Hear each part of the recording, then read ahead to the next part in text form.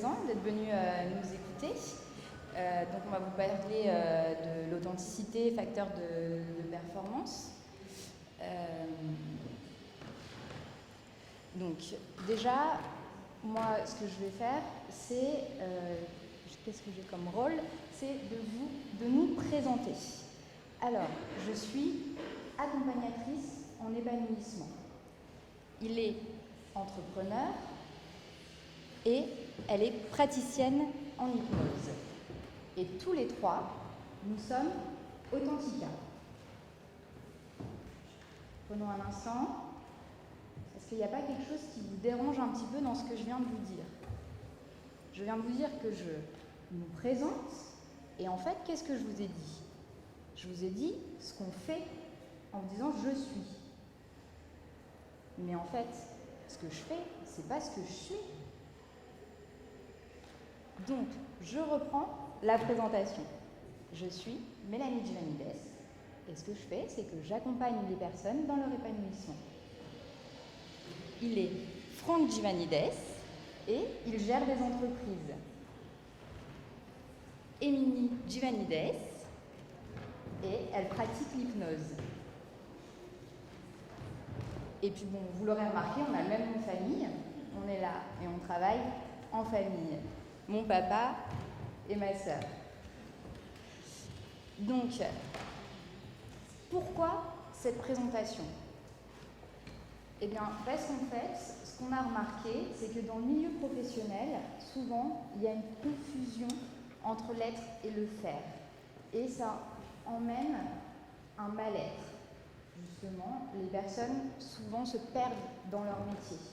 Donc nous, ce qu'on a eu envie de voir, c'est de revenir à cette authenticité dans le milieu professionnel, à revenir sur qui on est pour ensuite améliorer ce qu'on fait.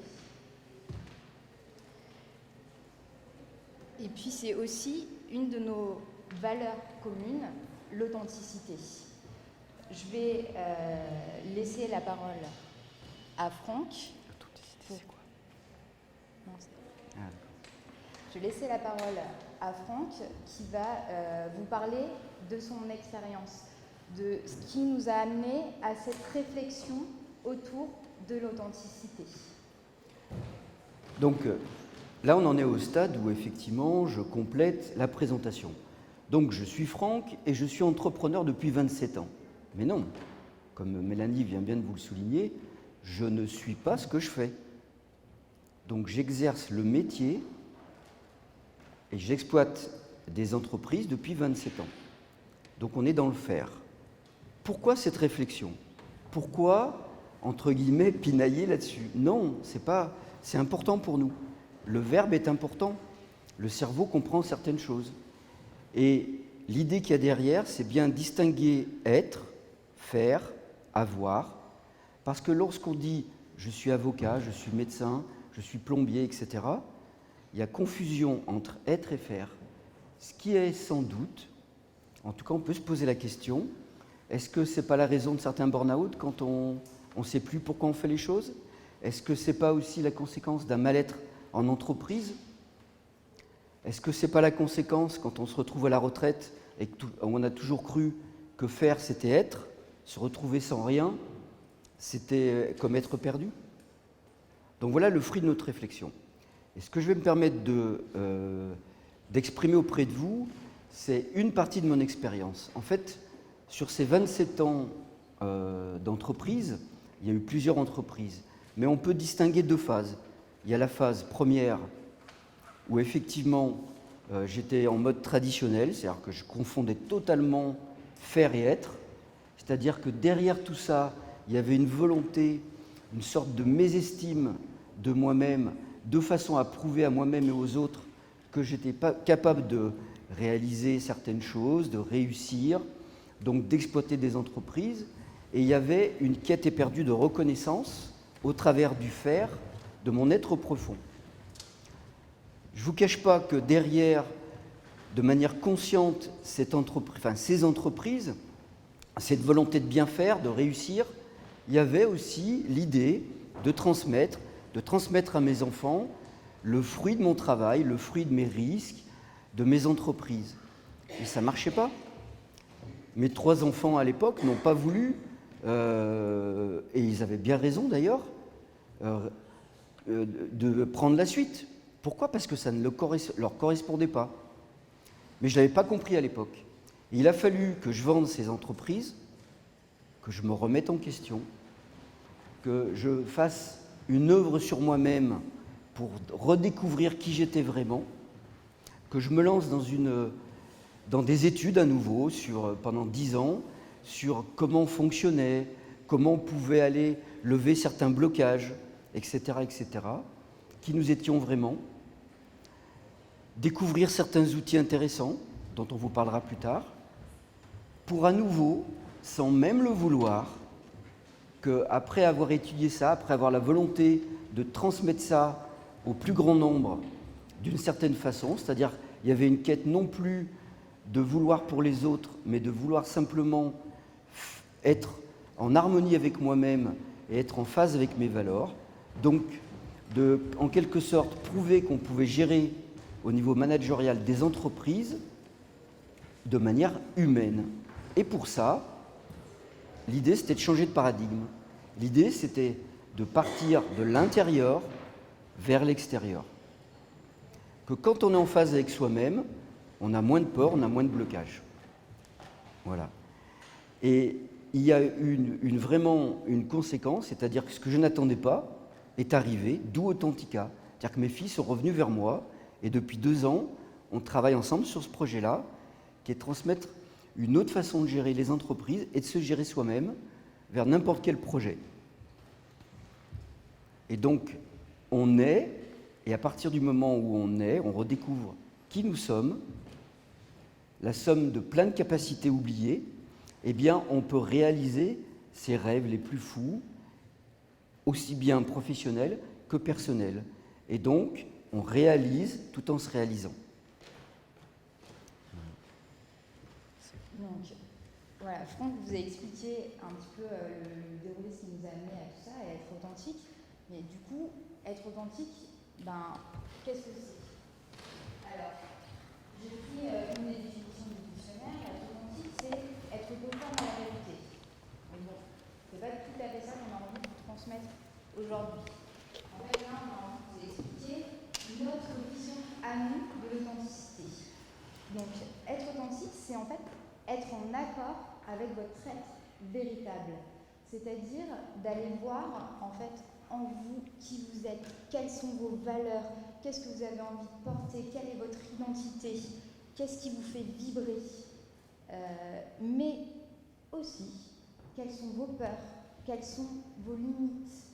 Mais les limites, j'ai envie de dire, qu'est-ce que c'est? Est-ce que c'est pas un petit peu des croyances limitantes qu'on peut peut-être aller voir, aller gratouiller, aller réfléchir dessus? Voilà, l'idée d'être authentique pour nous, c'est ça, c'est d'aller voir au plus profond de nous qui nous sommes. Et puis, découvrir qui nous sommes, comme l'a dit Franck très justement, c'est la somme de beaucoup de choses finalement. Et puis, en entreprise, quel est l'intérêt d'être qui on est dans le milieu professionnel? Et bien en fait, qu'on soit salarié, qu'on soit créateur d'entreprise ou qu'on soit à la tête d'une PME, finalement, l'authenticité, elle nous apporte à tous, puisque elle vient nous apporter un mieux-être dans notre travail. On va être plus à l'aise, puisque si on découvre qui on est, eh bien, on vient se reconnecter à soi. On vient être bien avec soi. Et quand on est bien avec soi, qu'on sait qui on est, eh bien, à ce moment-là, on découvre quelles sont nos capacités, ce qu'on peut faire, ce qu'on a envie de faire. Et puis des fois, ce qu'on n'a pas forcément envie, mais on sait que c'est OK. On n'a pas toujours envie, mais il y a des choses qui amènent dans le milieu du travail. Mais comme on sait qui on revient à nous, on ne le vit plus de la même manière. Ce ne sont pas des choses qui nous sont imposées. on va passer à un autre stade. On va en fait prendre une autre vision, aller voir autrement notre façon de travailler. Et je vais laisser la parole du coup à nouveau à Franck, puis ensuite à Émilie, qui vont vous donner des clés pour aller vers cette authenticité. Donc comme on l'a vu, merci Mélanie, comme on l'a vu, le premier stade, c'est celui qu'on connaît par cœur. C'est le stade actuel, le stade où effectivement, il y a eu plein de clameurs, il y a eu plein de victoires, il y a eu plein d'échecs, plein d'émotions liées à ces victoires et ces échecs. On en connaît tous les bruits de couloir, toutes les moindres marches, on les a arpentés dans tous les sens. Il y a eu des concerts, on était en accord avec ces concerts ou pas dans ces stades-là. Il y a eu plein de belles choses, mais il y a aussi tant de résonances, tant d'émotions oubliées, enfouies. Et donc l'idée, c'est de prendre conscience de tout ça, et donc passer à un autre stade. Pour ça, c'est comme un drone, prendre de la hauteur et voir les choses autrement. Merci. Et du coup, quand on change de perspective, ce qui paraissait être confortable, peut-être pas toujours sympa à vivre, mais il y avait un certain confort parce qu'on le connaissait, permet de voir les choses sous un autre angle. Et cette première marche permet effectivement de prendre conscience que, comme vous êtes assis ici, peut-être le personnage qu'on croit être n'est pas forcément celui que nous sommes. C'est-à-dire que c'est un peu comme si on nous permettait, lors de ces séminaires, on vous permettait lors de ces séminaires de vous rasseoir en train de regarder le film et de voir qu'en fait, on jouait tous un personnage. Mais est-ce que ce personnage, c'était nous? Et quand on reprend conscience de ça, qu'on est à nouveau assis dans ce siège, c'est comme si on reprenait notre libre arbitre. Donc on pouvait décider de changer les dialogues. Et quand on changeait les dialogues, effectivement, les rôles des uns et des autres se modifiaient. Donc, ça avait un enchaînement de cause à effet sur l'ensemble de notre vie. Mais pour ça, il fallait bien refaire la distinction, comme on l'a dit, entre être et faire notamment. Être humain, est-ce que c'est un hasard qu'on le définit en deux phases? Comme si être était notre moi profond, peut-être notre âme, on ne sait pas, et humain, peut-être plus notre ego et le personnage qu'on joue dans le film. Être, c'est peut-être simplement d'être là, présent, en train de se regarder. Et donc reprendre conscience qu'on a le pouvoir de modifier ça.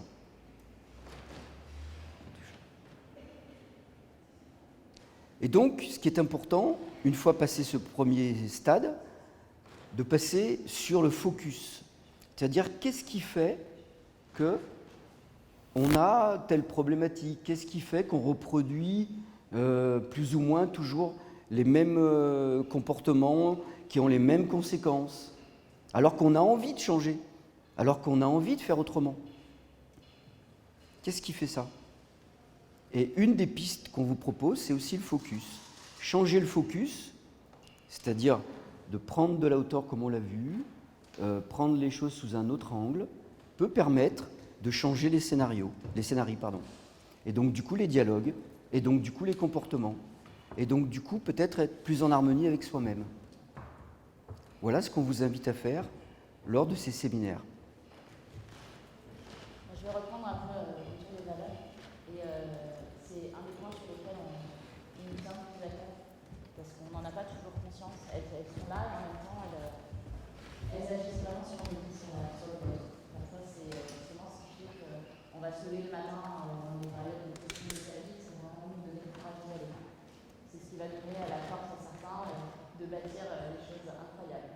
Parfois ça va donner aussi des choses plus tristes ou plus dramatiques, parce que ces valeurs-là, elles sont tous en nous. La seule chose que je vais vous demander, c'est de vous poser la question sur quelles sont vos valeurs. Ça peut être le travail, ça peut être la famille, ça peut être l'amour, la joie, ça peut même être les bananes si vous avez envie. Parce que si derrière nos bananes, vous y trouvez une valeur, c'est qu'il y a sûrement une histoire déjà super marrante et super intéressante, mais surtout ça va parler de qui vous êtes. Parce que derrière vos mots de travail, toutes dans cette salle-là, vous n'y mettez pas le même sens. Chacune a sa propre définition qui vient raconter votre histoire. Ce que je vais vous proposer là, c'est de choisir une de ces valeurs.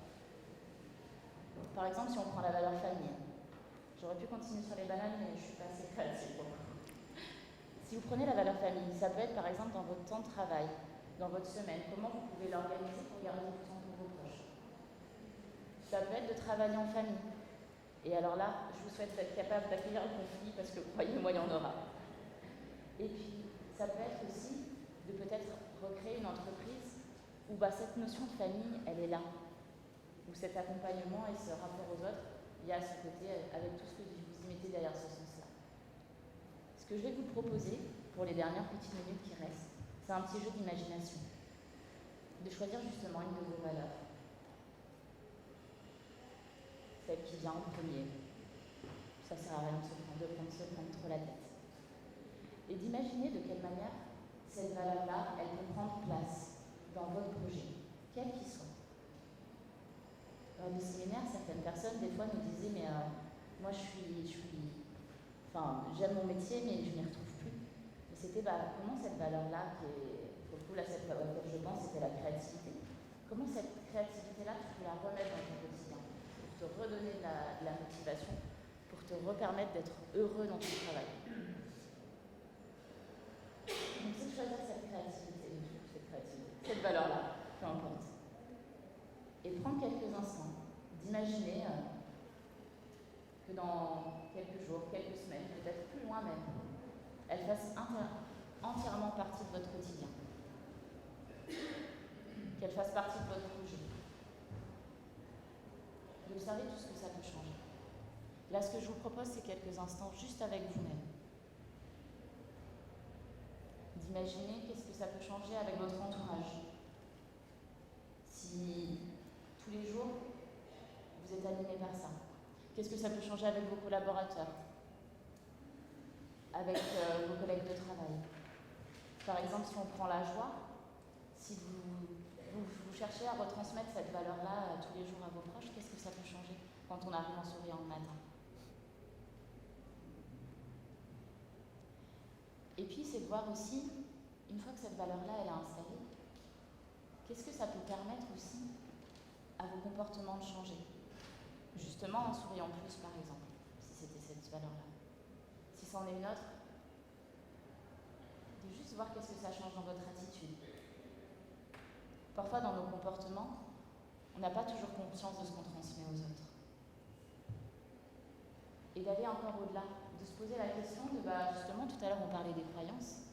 Peut-être quelle croyance ça permet de faire changer aussi, d'évoluer. De quelle manière il y a peut-être des croyances de se dire, non, moi, je dois avoir la niaque tout le temps et y aller, et finalement de se dire, non, je peux être juste avec l'autre et avec ce qui se passe à ce moment-là.